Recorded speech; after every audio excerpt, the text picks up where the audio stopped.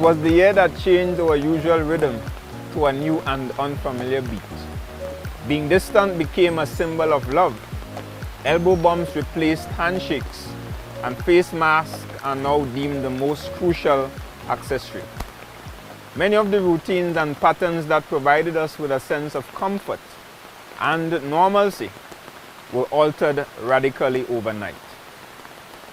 But even as I stand in the midst of one of Tobago's most prized treasures, the oldest protected tropical forest reserve in the world, the Main Ridge Forest, I am reminded that as a people, we are not only powerful but resilient.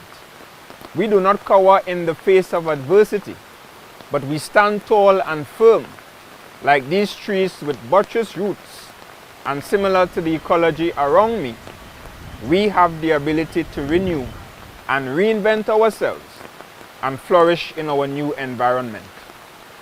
In the face of the uncertainty that has defined 2020, this year has also gifted us with a unique kind of clarity. The challenges and changes brought about by the pandemic has sparked a deeper conversation regarding our collective meaning and existence.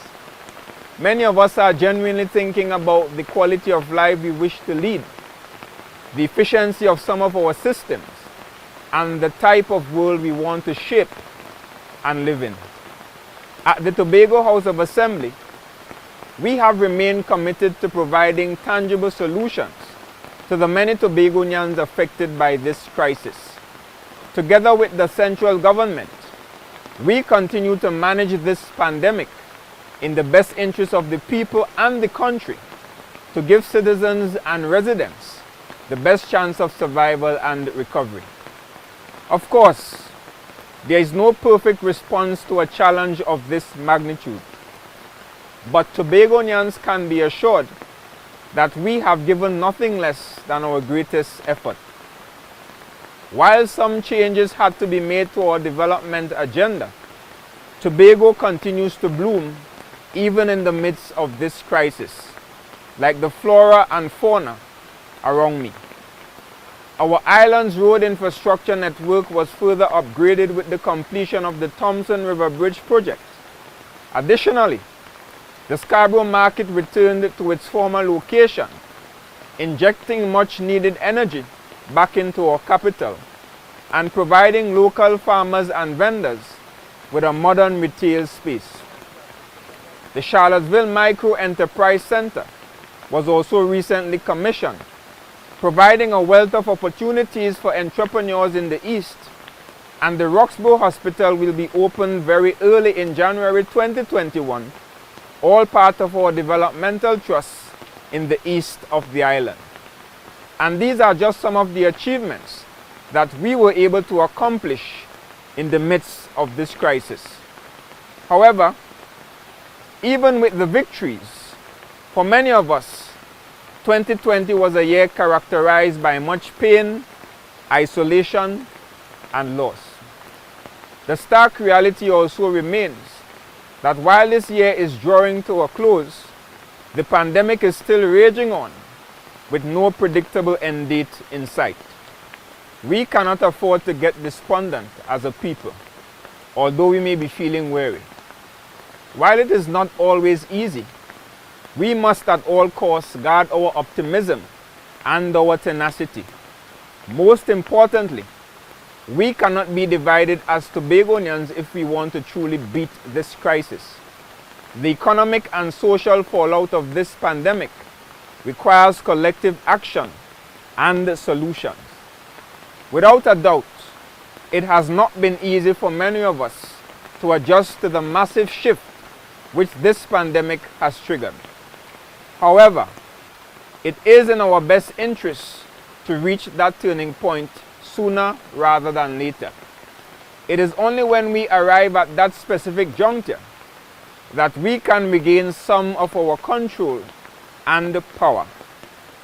This year, Northeast Tobago has been declared a UNESCO Man and the Biosphere Site, and this year has also given us the chance to hit the reset button. It has given us the possibility to start again. And as we approach this new chapter, may we remember that our current realities will not always be the same. So let us approach the new year with a spirit and attitude of intention and buoyancy.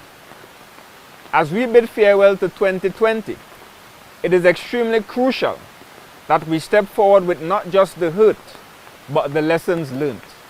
Thus far, this crisis has emphasized the importance of digital technology to our world and the many ways that it can be leveraged to create more opportunities for us in the areas of school and even work. Indeed, we owe it to ourselves to continue to accelerate the progress that has been made on the digital front within the course of this year. Sustainability is key, and flourish we must. Let us dare our minds to dream and work towards the future we have always wanted. Let us step into 2021 with an intense flexibility, focus, and faith.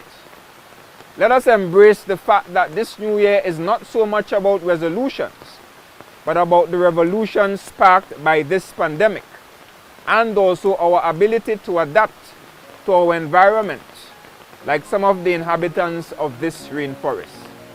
And with our Tobago House of Assembly election on the horizon, I trust that those of you who reside in Tobago and are eligible to vote will endeavor to exercise your right to vote, a right denied to many in the past. Be a part of the process to help determine and shape the Tobago you wish to see, both for you and your future generations. Happy New Year, brothers and sisters, and may God eternally bless the Republic of Trinidad and Tobago.